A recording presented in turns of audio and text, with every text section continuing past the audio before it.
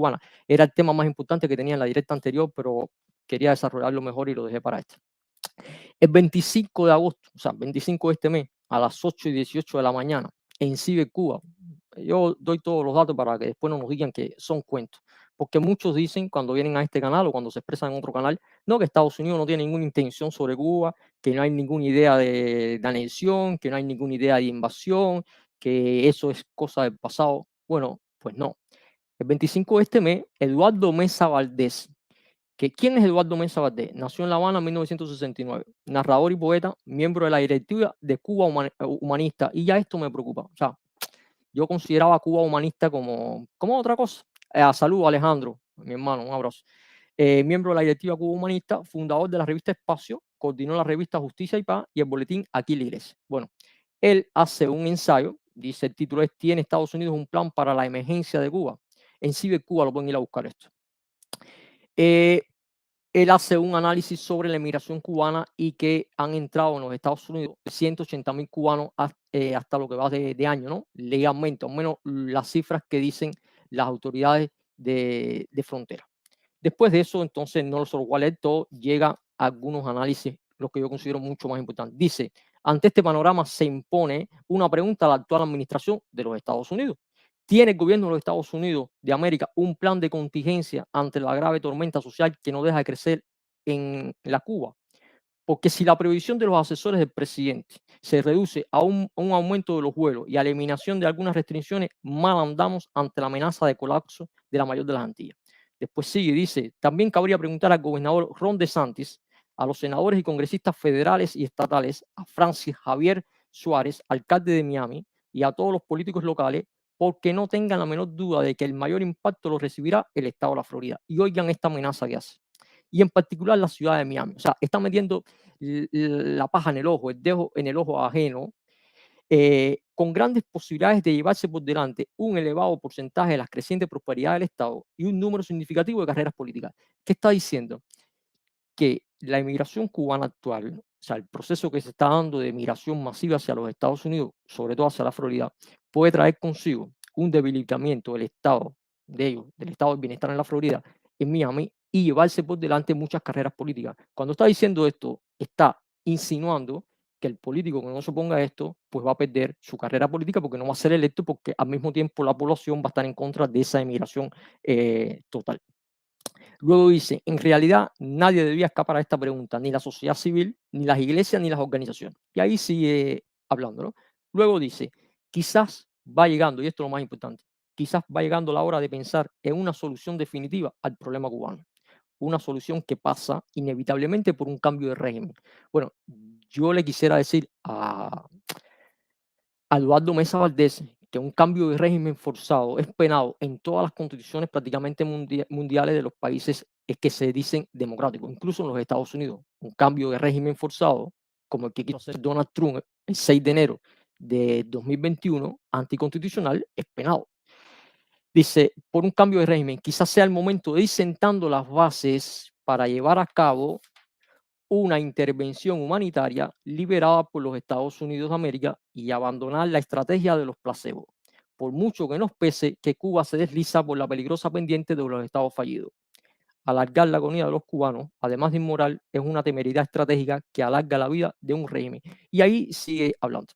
Bueno, ya les decía que es directivo de Cuba Humanista. Me llama la atención que alguien que pertenece a una organización que dice ser humanista esté pidiendo una invasión humanitaria para Cuba, como si una invasión humanitaria dirigida por los Estados Unidos, nosotros sabemos cuáles son las invasiones de Estados Unidos, sea entrar por el aeropuerto de La Habana y plantar la bandera blanca en el Capitolio Nacional.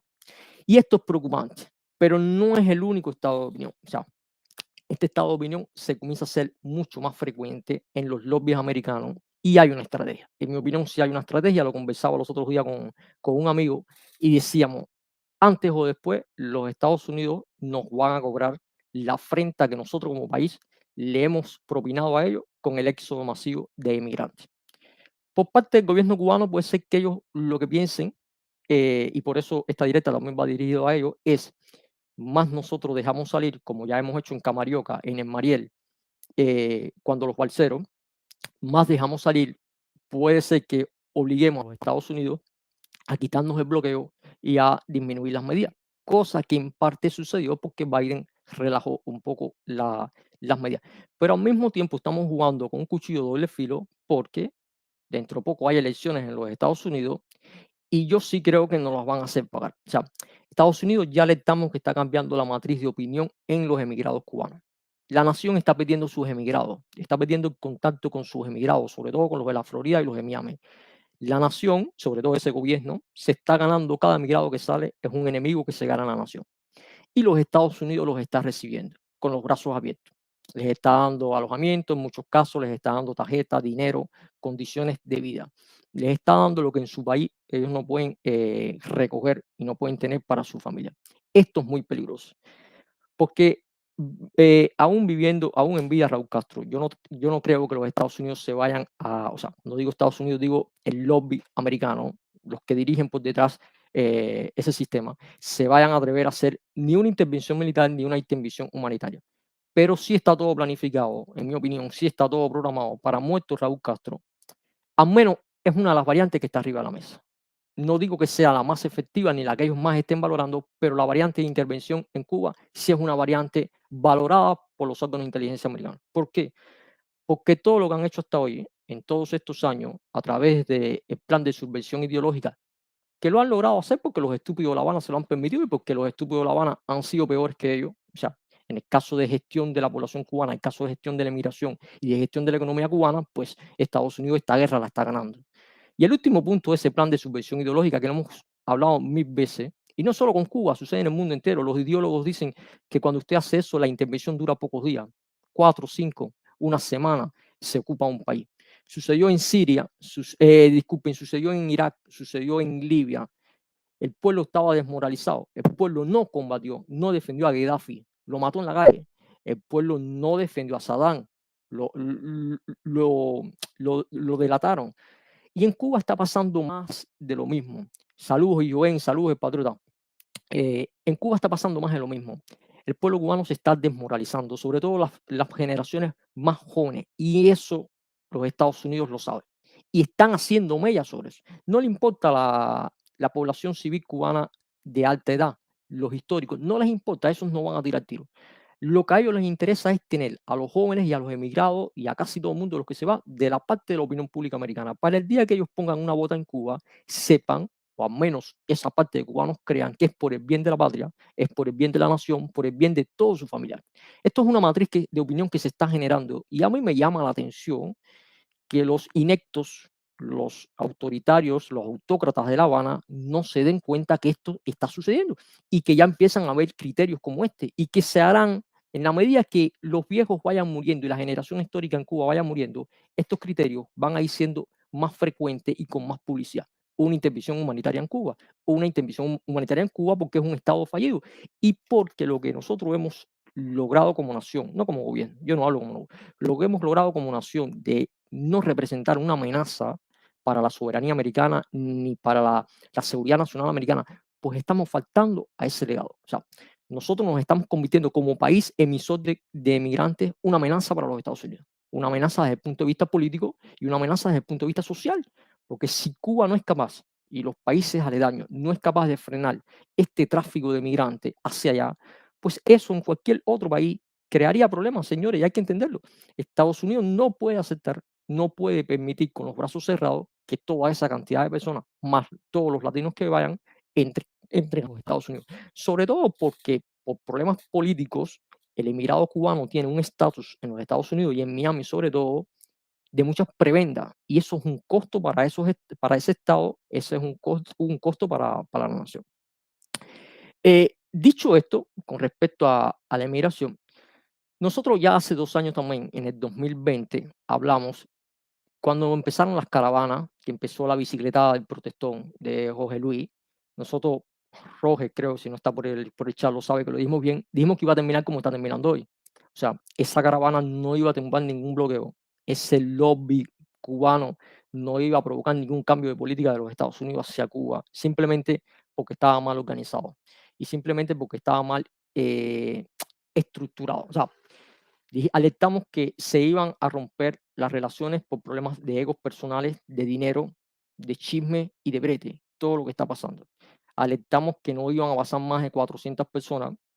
El protestón fue el que más logró y logró, creo, 200, 300 personas. Realmente fue el que más logró movilizar a su manera.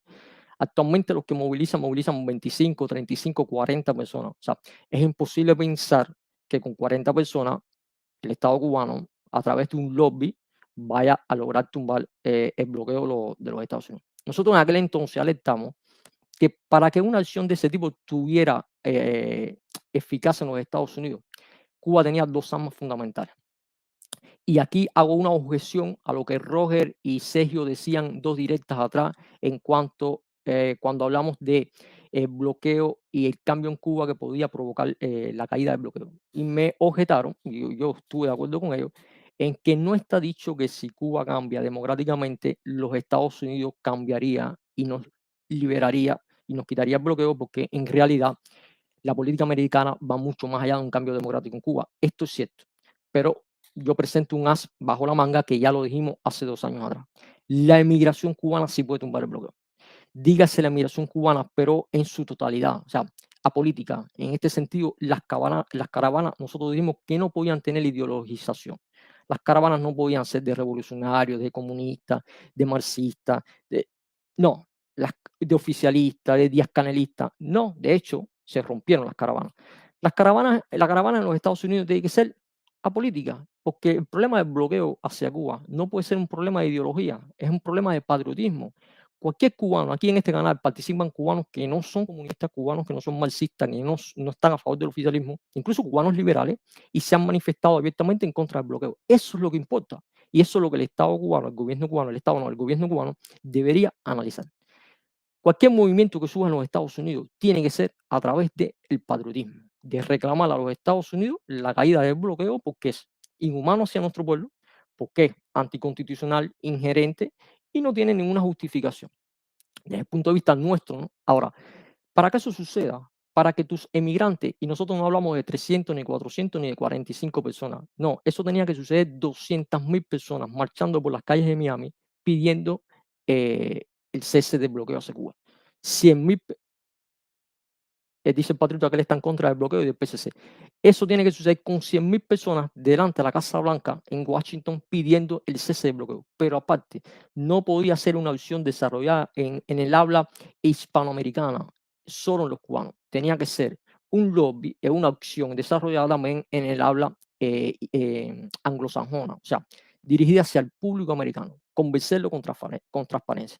Ahora, usted no puede movilizar a los emigrados cubanos en los Estados Unidos contra el gobierno de los Estados Unidos o pidiendo el cese del bloqueo si usted no asume que sus emigrados son parte de su pueblo. Eso nunca va a suceder.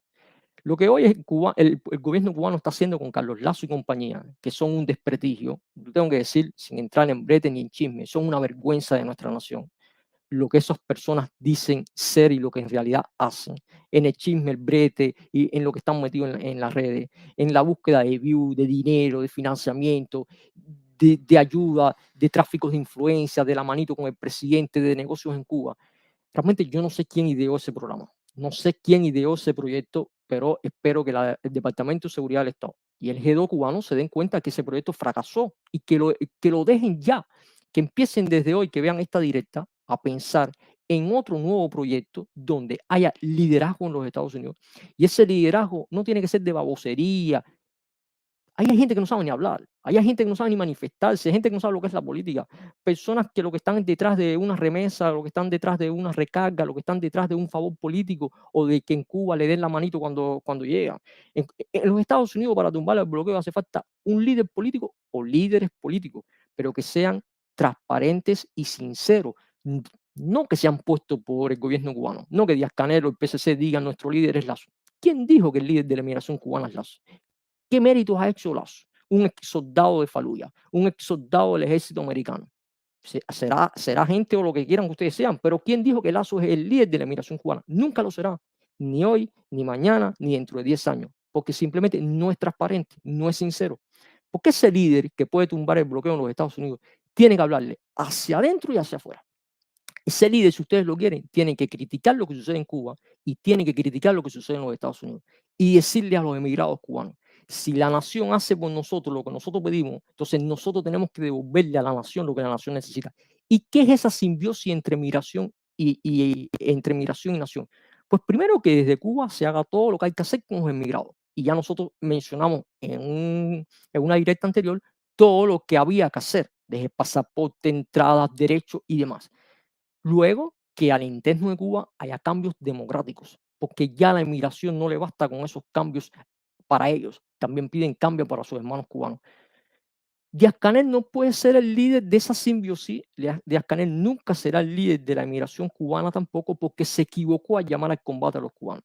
Ustedes tienen que ir pensando en un nuevo líder en Cuba, alguien que represente un gobierno de unidad nacional y que sea capaz de dialogar con la inmigración cubana, con toda, con la liberal, con la comunista, con la marxista, con la libertaria, con toda esa, y quitar de medio a Díaz-Canel. Eso lo pueden hacer en el 2024, porque él nunca entrañará la unidad en Cuba. Él cometió el desliz de mencionar esa frase fatídica, por lo tanto, nunca se le va a perdonar. Una vez que nosotros hagamos cambios en Cuba, una vez que nosotros hagamos cambios democráticos, y los podemos hacer sin necesidad de hacer lo que viene desde los Estados Unidos y la receta de los Estados Unidos. Miren, Alejandro, Mariela, Raúl, Ramiro y compañía. Nosotros podemos hacer en Cuba el cambio fraude, como le llaman ellos. Hablando en plata, nosotros podemos hacer un cambio fraude, porque dicen ellos que no van a estar nunca de acuerdo con el cambio fraude, y reírnos de todos los que hasta hoy han pedido invasión, han pedido bloqueo, han pedido más medidas, han pedido no vuelo, han pedido no remesa a nuestro país. Simplemente con nuestras leyes, con nuestras características, hablando con nuestro pueblo, con una oposición comprometida y patriótica, a abrir el diapasón del Partido Comunista que no sea más comunista, hacer un partido plural en Cuba, permitir la pluralización de la ideología en Cuba, permitir el disenso, permitir la libertad de expresión, permitir la libertad de prensa, sin necesidad de acudir a la receta que viene desde los Estados Unidos. Cuando eso suceda, al pueblo cubano no le va a importar que, como lo dijimos en este canal, nosotros dejemos fuera a varias personas. Y nos vamos a reír en su cara. Yo, mira, estoy poniendo mi cara aquí para decirlo. Hay ciudadanos cubanos que aun cuando sigan manteniendo los derechos constitucionales por ser ciudadanos cubanos, no pueden participar en la vida política de nuestro país, al menos en mi opinión. Luego el pueblo podrá refrendar y el parlamento podrá refrendar eso. Pero podemos hacer un cambio en Cuba a la medida del Estado cubano sin muchos peligros. Riesgo siempre habrá, pero yo creo que estamos en las condiciones de abrir un diálogo con la nación y con nuestros hermanos emigrados con todo y decir, las cosas a partir de hoy van a ser estas. Cuando usted le demuestra a los emigrados que ya no son la caja secreta, la caja fuerte del Estado, que ya no son los que te interesan solo por el dinero, que no son aquellos que dijiste no los queremos, no los necesitamos, sino que hoy los emigrados son esos que ustedes tienen que cambiar el país. Ustedes tienen que venir aquí y ayudar al país. Ustedes tienen que regresar a su nación porque esta siempre lo debió haber sido. Cuando nosotros desde dentro empecemos a cambiar el lenguaje, entonces estaremos construyendo verdaderos puentes de amor. No que algunos pretenden que los puentes de amor sean desde Miami hacia La Habana y ninguno desde La Habana, ninguna piedra desde La Habana hacia Miami. Una vez que usted logró los cambios en Cuba, una vez que usted al mundo le da una lección, yo sigo diciendo que nosotros podemos poner de rodillas a los Estados Unidos de Norteamérica, desde el punto de vista político, moral e ideológico. Nosotros podemos, porque una vez que usted haga todos esos cambios, la inmigración cubana, yo creo que el cubano en sí mucho cubano quiere regresar a Cuba. O quiere quizás, si no regresar definitivamente, porque es su tierra, su sol, sus amigos, su familia. Si no quiere regresar definitivamente, sí quiere tener grandes contactos con su isla. Yo creo que a los de Miami, a los de la Florida, a los Estados Unidos, no le va a interesar si Eliezer Ávila está en el Parlamento cubano, o si en el Parlamento cubano está Darwin Santana, o si en el Parlamento cubano está Manuel Milanés. Eso es ahora, porque es el fervor de las redes, es esta realidad aumentada y transmitida en redes, ¿no? Una vez que en Cuba haya cambio, una vez que las leyes favorezcan también a los emigrados, pues todo eso, ellos pierden su trabajo. Y eso es lo que estoy pidiendo al gobierno cubano, que analicen, que analicen la matriz de opinión que se está generando en los Estados Unidos y el peligro que estamos corriendo, y que en poco tiempo invertamos esa matriz de opinión. Hecho esto, entonces nosotros sí podemos pedirle a los emigrados en los Estados Unidos marchar en la Florida o marchar en Miami contra el bloqueo. Y que entre alguien aquí y me diga por qué no van a hacerlo. O sea, ¿por qué si un emigrado piense como que piense? un emigrado que no sea comunista, que no sea marxista, que no esté con el gobierno cubano, si ese gobierno le reconoce sus derechos, le reconoce un pasaporte de 10 años, le reconoce que no tiene que timbrar el cartelino cada 2 años para entrar en Cuba, le reconoce que no tiene que renovar el pasaporte cada 2 años, le reconoce que puede invertir libremente en Cuba con toda la seguridad y garantías jurídicas que tiene la ley, le reconoce que puede votar por un colegio electoral en el exterior cuando haya elecciones en Cuba. Si reconoce todo lo que nosotros en este canal pedimos, ¿por qué entonces ese emigrado cubano no podría marchar a favor de su patria y de su nación? No habría ninguna justificación, lo haría, yo creo que lo haría. Y entonces entendería que el bloqueo americano no es todo el problema en Cuba, pero sí es una parte del problema. Y entonces diría, bueno, si la nación se comportó conmigo así, yo lo más que puedo hacer es comportarme con esa nación, con mi patria, de esta manera. Y yo estoy seguro que con líderes buenos en los Estados Unidos, que creo que los hay, o creo que se pudieran formar, creo que con líderes buenos en los Estados Unidos se lograría hablar en el Congreso de los Estados Unidos y con una gran movilización, 100.000, 200.000 personas, con una firma, con un proyecto bien estructurado, de presentar firmas al Congreso y pedir la abolición del bloqueo. Por eso yo digo, el gobierno cubano tiene un arma muy fuerte en la inmigración cubana y no la usa, porque lo que le da es patada por el trasero. Lo que los trata es como gusanos, anexionistas, contrarrevolucionarios, apátridas, exiliados, diáspora, y no se sabe cuántos más comentarios. Voy a detenerme un momento, dice Mel, exactamente, pero para eso no le pueden dar trigo desde aquí a los extremistas que viven del conflicto. Verdaderamente hay que detenerse a ver cómo, por un momento, los espacios de ese grupo para ver la catadura de algunos de sus miembros. El pueblo cubano está secuestrado por el embargo y el PSC. Bueno, analizado este punto de cómo yo creo que realmente el embargo puede cesar desde los Estados Unidos solo y solo sí, a través de los emigrados cubanos. No hay otra posibilidad de tumbar el embargo. Ni con dinero de Hugo Cancio, ni con lobby económico de las agencias de viajes que trabajan con el gobierno de los Estados Unidos, ni llevando 3 saquitos de leche de Lazo y compañía a La Habana, ni llevando medicinas de Lazo y compañía a La Habana. Eso ustedes lo han hecho para mantener la retórica viva en los Estados Unidos de que hay un grupito minúsculo de cubanos que pide el cese del bloqueo, que no pasan de 25 o 30 y que se dicen todos los oprobios en las redes sociales, se ofenden, se insultan, se tiran, se amenazan de matarse. O sea, realmente, en lo que ha quedado la política exterior cubana y la política de las relaciones Cuba-Estados Unidos, de diplomacia no tiene nada. Un bajísimo nivel dirigido desde el Ministerio de Relaciones Exteriores, desde el ICAP, con nuestro ex héroe o nuestro ex espía al frente de todos esos grupos. Realmente yo creo que el Partido Comunista debería hacer un análisis serio, no digo, o sea, sancionar, quitar, analizar ese proyecto, porque ese proyecto ya lo que está generando, más que sumar, lo que está generando es asco. Realmente es repulsivo en los buenos cubanos. Y vayan a ver las últimas directas de estos días de esos grupos, cómo se comportan esos grupos. De amor a la familia cubana no tienen nada, de patriotismo no hay nada, de oportunismo sí hay mucho, de buscadores de pesetas hay demasiado, de buscadores de dinero hay demasiado, de chauvinismo, de barranqueros. No me quiero referir más porque yo verlos ya me da indignación. Me da indignación que el presidente de mi país se codee con esa gente, que el presidente de mi país esté dentro de ese grupo de personas, que el presidente de mi país le dé la mano al líder de esas personas, que incluso recientemente se van, se acusan y van entonces a amenazar a la mamá de no sé quién y se paran delante de la puerta y dicen, aquí estoy yo para que se... ¿Pero qué es esto? Esto es ganterismo. Esto es fascismo. ¿Dónde y cuándo se permitió? O sea, eso se puede permitir en un país civil, que alguien vaya adelante a la puerta de tu madre y te diga, aquí estoy, como un tipo de amenaza. ¿Ustedes creen realmente, Díaz-Canel, Ramiro, Raúl, Mariela y Alejandro, que eso puede unir a los emigrados cubanos? No, no, no. Los emigrados cubanos pedimos algo más que eso. Los emigrados cubanos, para unirnos, pedimos mentes que puedan dialogar, mentes que puedan conversar, mentes que sean inteligentes, no 3 payasos de circo que lo que están es buscando beneficios personales para ver a quién le dan un poquito más de ayuda económica. El otro tema, y después abro la directa para que vengan para debatir sobre todo esto. Es una opinión que da Javier Bobadilla. ¿Quién es Javier Bobadilla? La da en Facebook. Yo les pido que vayan a buscar el perfil de Javier Bobadilla en Facebook, es un cubano que incluso es opinionista de Cibercuba, ha hecho varios eh, escritos en Cibercuba. En lo personal me gustan, he visto esto como lo pasó a un amigo, y dice, el problema no es no tener líder, los líderes son circunstanciales, el problema es no tener oposición. En mi opinión, él da un identikit que debería ser un opositor en Cuba, con lo que yo realmente estoy muy de acuerdo. Esto es una parte de la baraja, parte de la segunda, falta la segunda parte. Pero estoy muy de acuerdo con lo que Javier dice.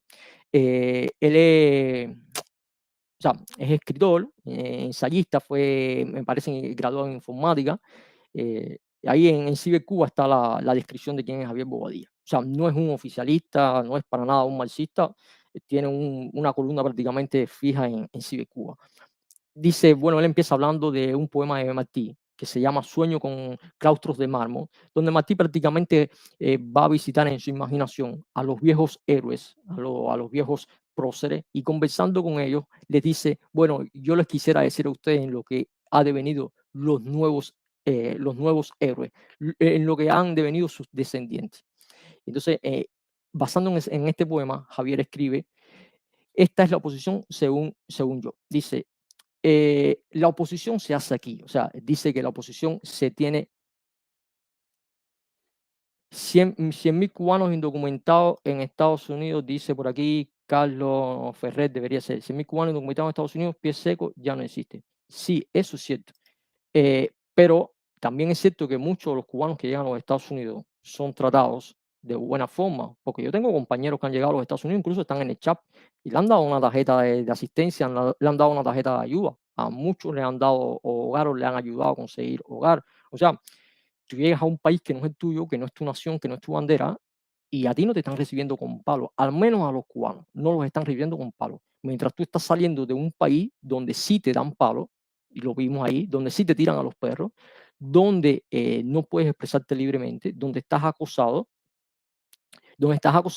y entonces eso lo que está generando es que el viejo malo ya no es tan malo, es un poco bueno, y el viejo bueno ya no es tan bueno, empieza a ser un poco malo.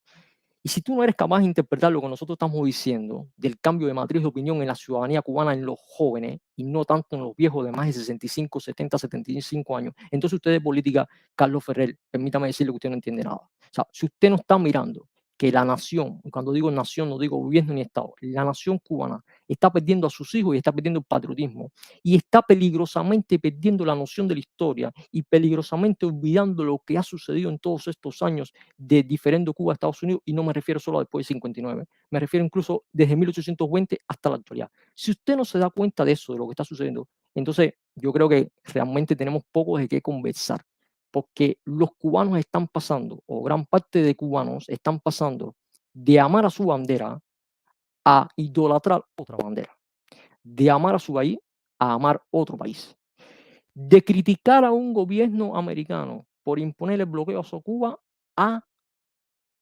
vanagloriarlo y a idolatrarlo porque es quien le ha dado la solución a su problema en Cuba. Esto es lo que está pasando con las nuevas generaciones cubanas. Y esto es lo que ha querido toda una vida Estados Unidos que pasara. De hecho, todo lo que se ha hecho hasta hoy es precisamente para haber socavado desde abajo a las generaciones jóvenes en Cuba. Solo que lo ha hecho con la ayuda y con la benevolencia del Partido Comunista Cubano, de los oportunistas cubanos. No son solo emigrados económicos, claro que todo en la vida se transforma para un cubano en economía. Al final llega a ser un problema político, porque cuando ese cubano llega a los Estados Unidos por un problema económico, después empieza a pensar políticamente. Y como en Cuba la combinación binaria es 0 o 1, o estás conmigo o estás contra mí, si tú te vas de Cuba y no eres comunista y estás contra el comunismo, entonces si no eres comunista estás contra el comunismo. Por lo tanto, ya a ti lo que te esperan los Estados Unidos es la extrema derecha, porque no hay una vía de medio. O sea, no hay ningún puente, no hay ninguna organización, y es lo que hemos tratado de ser nosotros. Si no estás con esto, estás con aquello. Entonces ya desde Estados Unidos tú empiezas a pensar diferente. Incluso le sucede a muchos opositores, buenos opositores cubanos, que en Cuba piensan de una manera, llegan a los Estados Unidos y se empiezan a transformar su forma de pensar, porque ya no puedes criticar al que te paga, ya no puedes criticar al imperio. De hecho, muchos desde los Estados Unidos, casi ninguno le llama imperio a los Estados Unidos. cuando los Estados Unidos es un imperio, y lo es China, y lo es Rusia. Entonces yo me pregunto, ¿ves como cuando una cosa es cuando estás en Cuba y una cosa cuando estás allá? Emigrantes económicos por culpa de la Helburton. Sí, te estoy dando momentos de importancia a ti y debatiendo contigo porque creo que como tú piensan muchos cubanos. Me gustaría que tú me dijeras tu edad y si eres valiente que entraras y dieras tu cara, porque me imagino cuál tiene que ser tu edad.